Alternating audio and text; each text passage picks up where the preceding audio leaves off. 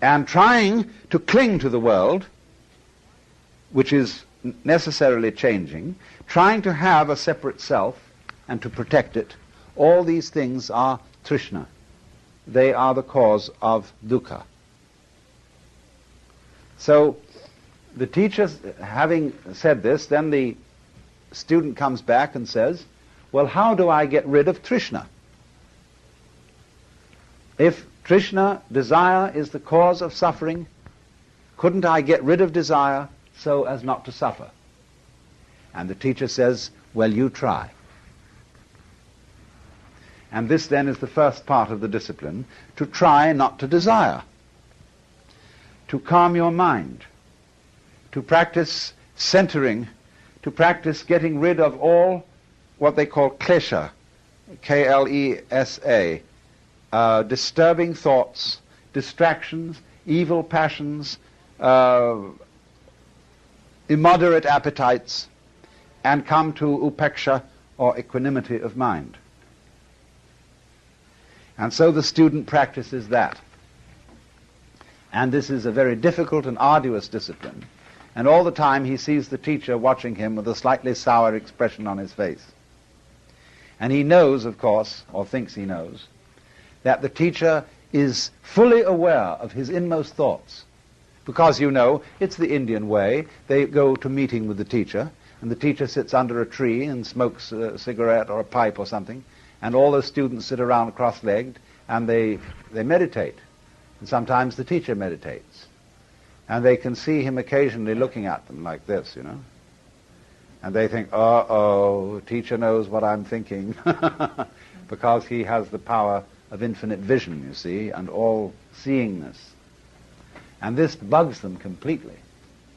Because, you see, you remember how it was in school when you were trying to do something and the teacher walked around and looked over your shoulder?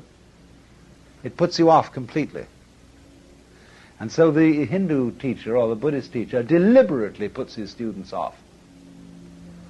And finally he raises in their minds an insoluble problem.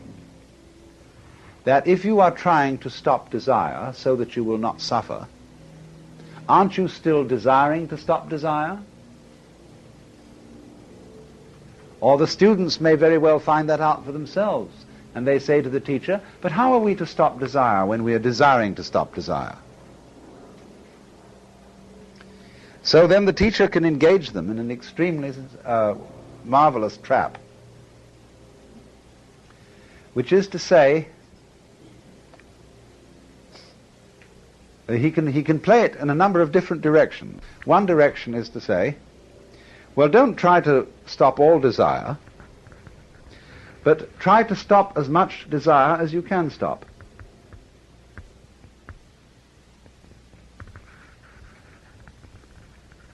You see where this is going to go.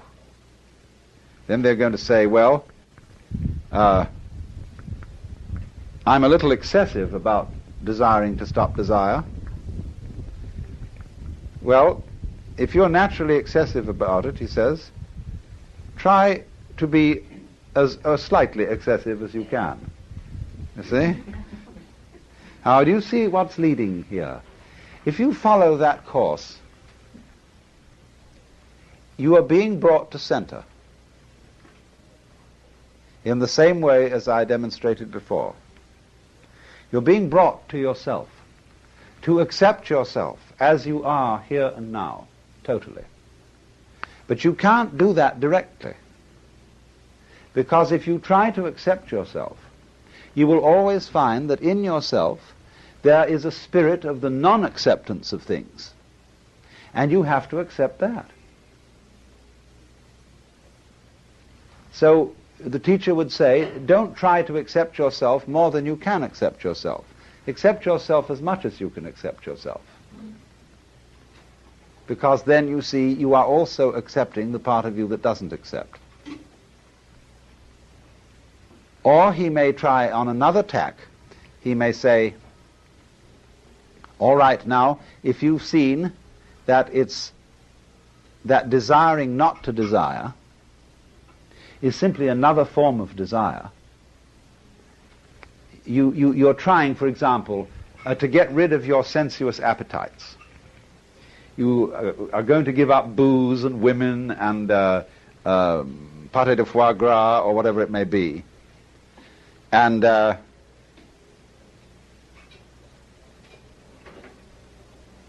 you then think, well, now, yes, this I must do. And eventually you find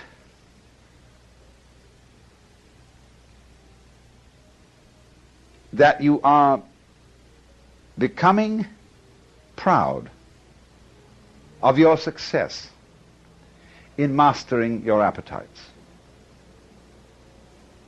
And you're beginning to depend on that. So the teacher says, do you see you're in the same trap as you always were? Formerly you sought spiritual security in booze and women and so on.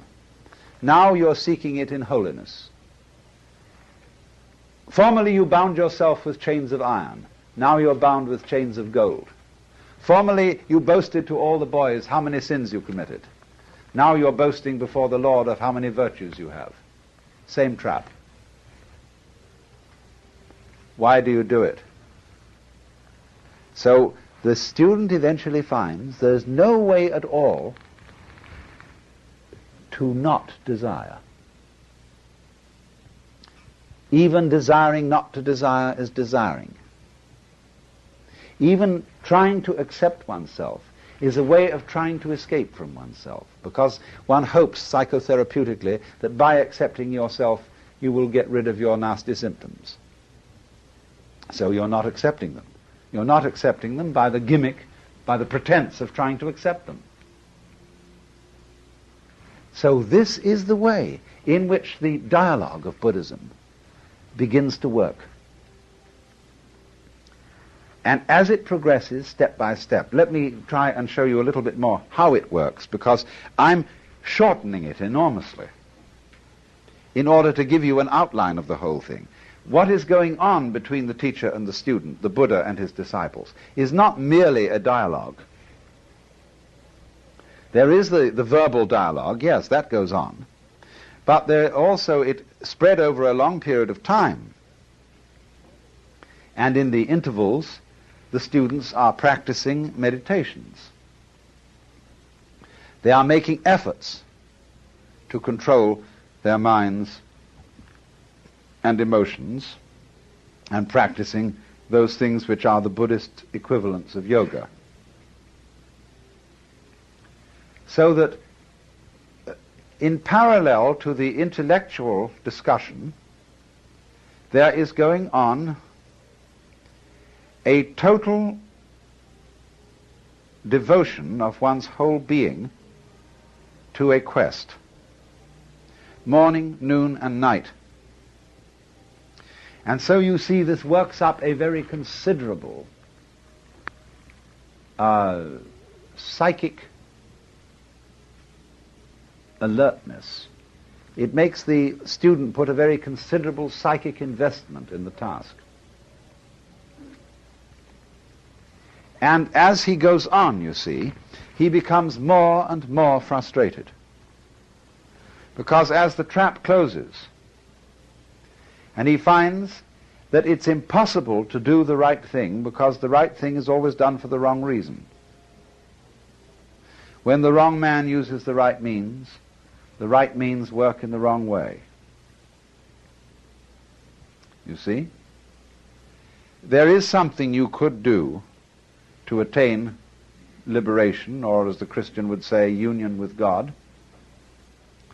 if you could do it. But the Christian would say, by reason of original sin, you can't. Because through original sin, everybody is basically selfish. And you can't be unselfish for a selfish reason. But you have only selfish reasons. So, to him that hath shall be given. But of course he doesn't need it. From him that hath not shall be taken away even that which he hath. Poor fellow, what is he to do? So you see, in this way, the teacher closes a trap on the student. where he finds himself completely impotent. Not only can he not do anything that will bring about his salvation, he is also unable not to do anything. One might say, you must do nothing. You must be completely passive. But you can't do that, because the moment you try to be passive, you're doing something. So you get into the state which they call in Zen Buddhism a mosquito biting an iron bull. Or as we would say in our Western idiom, the state when the irresistible force meets the immovable object. Where something must be done, but simply cannot be done. And in this state of maximum frustration, there is an opportunity to understand the situation. To understand that the meaning of the state, I cannot do, I cannot not do. The meaning of this state is that the separate I which you thought yourself to be is an illusion. That's why it cannot do and why it cannot not do. You see, what is our I, our ego? Sometime in the development of man, maybe 3, 4, 5,000 years ago, we developed self-consciousness in a peculiar way. We began to realize that by directed thought, we could control our environment. And then it was, you see, that we had a sense of responsibility. Let's just assume, for the sake of argument, that there was a time when nobody deliberated. They did exactly what they felt like. When you were hungry, you ate. When you were thirsty, you drank. When you were angry, you hit something. When you were happy, you danced. But you never stopped to think what was the right thing to do. You just trusted your intuition, your instincts, your unconscious, or whatever it might be called. Well, that was great, because nobody worried. Nobody had any problems when it was like that. See, a baby is in the same situation today. Now, maybe you were unsuccessful. Maybe the thing you did spontaneously was absolutely the wrong thing, and the tiger ate you up.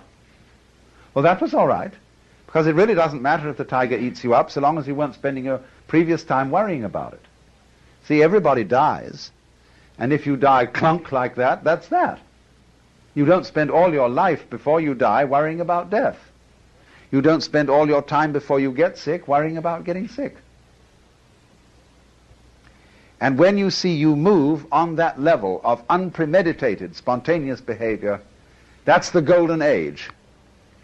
And the reason people look back with nostalgia to the golden age is because that was the time of irresponsibility.